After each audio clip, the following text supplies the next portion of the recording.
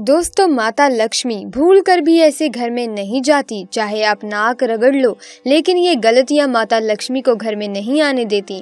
दोस्तों, हर व्यक्ति की सुख समृद्धि काफ़ी हद तक ऐसी स्त्री पर निर्भर करती है जो घर के सारे काम करे और सभी का ख्याल रखे।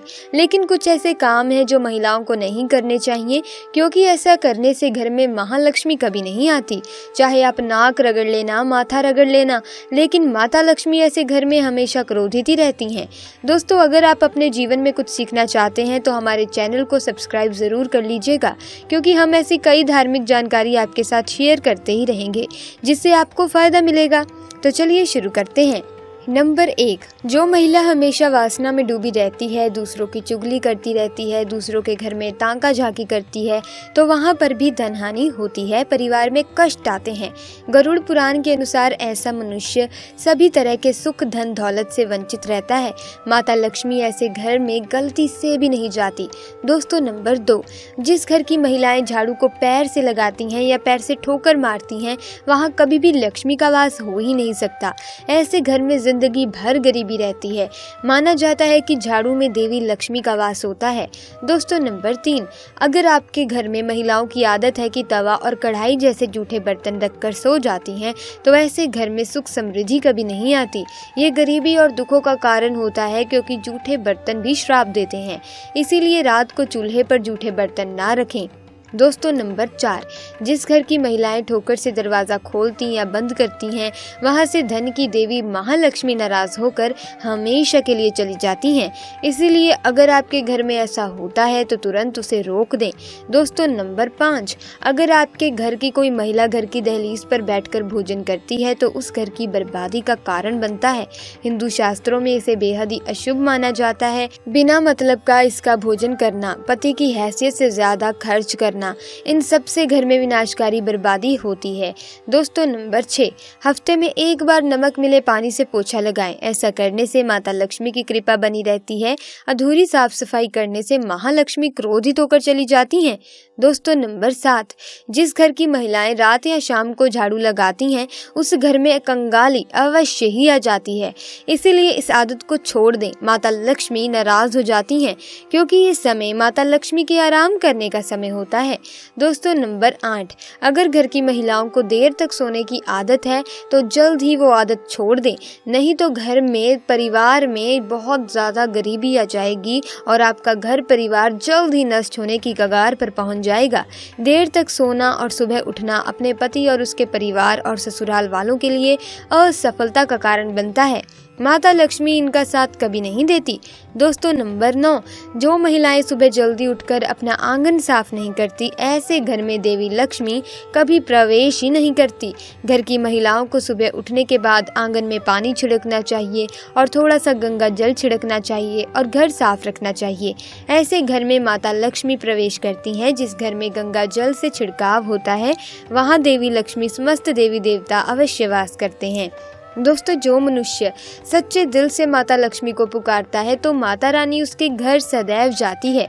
दोस्तों, कहा जाता है कि महिलाओं को समझना बहुत ही मुश्किल का काम है, क्योंकि महिलाएं हमेशा से ही पुरुषों के लिए किसी पहेली से कम नहीं होती।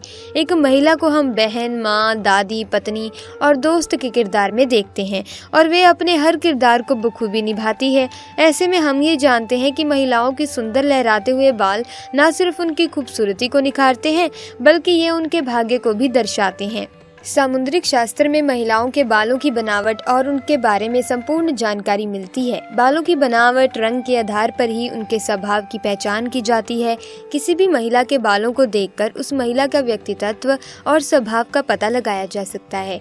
लेकिन महिलाओं में चिंता की बात तब होती है जब उनके बालों की बनावट गलत हो। शास्त्रों में ऐसे बाल शुभ नहीं माने जाते। तो चलिए जानते हैं उनके बारे में। दोस्तों, नंबर 1, सबसे कम बाल और बेजान और पतले बाल। ज्योतिष शास्त्र में माना जाता है कि जिन महिलाओं के कम और पतले बाल होते हैं तो उन्हें कई सारी परेशानियों का सामना करना पड़ता है। ज्योतिष शास्त्र में महिलाओं के टूटे हुए और गले बाल भी शुभ लक्षण नहीं होते। ऐसी महिलाएं जहां भी जाती हैं उस घर में कामयाबी जल्दी प्राप्त नहीं हो पाती। ऐसी बाल वाली महिलाएं किसी बीमारी से भी ग्रस्त रहती हैं। दोस्तों, नंबर 2, लंबे और घुंघराले बाल। ज्योतिष शास्त्र में ऐसे बाल बहुत ही महत्वपूर्ण माने गए हैं। शास्त्रों में कहा कहा जाता है कि लंबे और घने बाल शुभता को दर्शाते हैं। ऐसे बाल साक्षात माता लक्ष्मी का प्रतीक माने जाते हैं। वहीं लंबे बाल और घुंघराले बाल महिलाओं की खूबसूरती में चार चांद तो लगाते ही हैं। ऐसे में ये लोग जहां भी जाते हैं दौलत चुंबक की तरह आती है। दोस्तों नंबर 3, बालों का बार बार टूटना। जिस महिला के बाल अगर बार बार टूट जाते हैं तो ये भी शुभ लक्षण नहीं होता। ज्योतिष शास्त्र में जिस महिला के बाल अगर हमेशा ही गिरते रहते हैं तो वहाँ पर कर्ज भी बढ़ता है और पैसा भी पानी की तरह बह जाता है। इसीलिए इन लक्षणों को नजरअंदाज ना करें। नंबर 4, जमीन पर पड़ा बाल नकारात्मक ऊर्जा को आकर्षित करता है।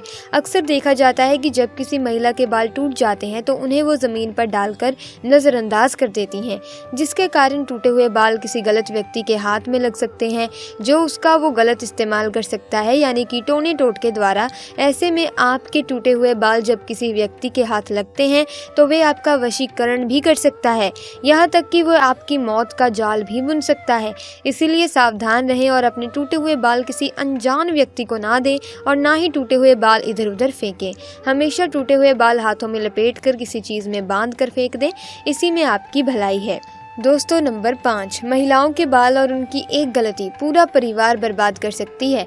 शास्त्रों के अनुसार शाम के वक्त अगर आप एकांत में हैं तो तुरंत अपने सर पर पल्लू डाल लें, इसी में आपकी भलाई है। वहीं रात के समय कभी भी खुले बाल मत रख कर सोना, ऐसा करने से बुरी आत्माएं आप पर हावी हो सकती हैं। दोस्तों वहीं नज़र से बचने के लिए बार बार अपने लंबे और घने बालों का प्रदर्शन कभी ना करें, इससे आप बर्बाद हो सकते हैं। ऐसे में आपको किसी की भयानक नज़र लग सकती है। दोस्तों नज़र एक बीमारी है जिसके कारण पत्थर भी टूट जाता है। आप तो फिर भी एक मामूली इंसान हैं। एक कहावत है कि जितनी चादर हो उतना ही पैर पसारना चाहिए। हर पत्नी को चाहिए कि अपने घर की कमाई को ध्यान में रखकर ही खर्च करे और बजट बनाए। आप अगर पैसों के मामले में समझदार नहीं है तो ये आपको बाद में महंगा पड़ सकता है। लगातार महंगी चीजों की कमी की शिकायत करते रहना अच्छी बात नहीं होती। अगर आपके पति कर्ज में डूबेंगे तो इससे उन पर तनाव बढ़ेगा और ऐसी स्थिति में आपसे भी मनमुटाव हो सकते हैं। हो सकता है कि आप महीनों से जिस बैग को खरीदना चाह रही हो वो ना खरीद पाएं, लेकिन आपके पति इस बात की मन ही मन में तारीफ जरूर करेंगे कि आप उनका सम्मान करती हैं और वे जो कुछ आपको उपलब्ध कराते हैं उसी में आप खुश हैं। इससे एक दूसरे के प्रति प्यार और सम्मान दोनों ही बढ़ते हैं। आपको अपने पड़ोसियों से नफरत है। घर के आसपास होने वाला शोर, पड़ोसियों का बर्ताव, आपका ऑफिस का डम सहयोगी, नौकरानी का खराब काम, हर वक्त अगर आप हर किसी की शिकायत करते रहेंगे तो इसका आपके ही रिश्तों पर बुरा असर पड़ेगा।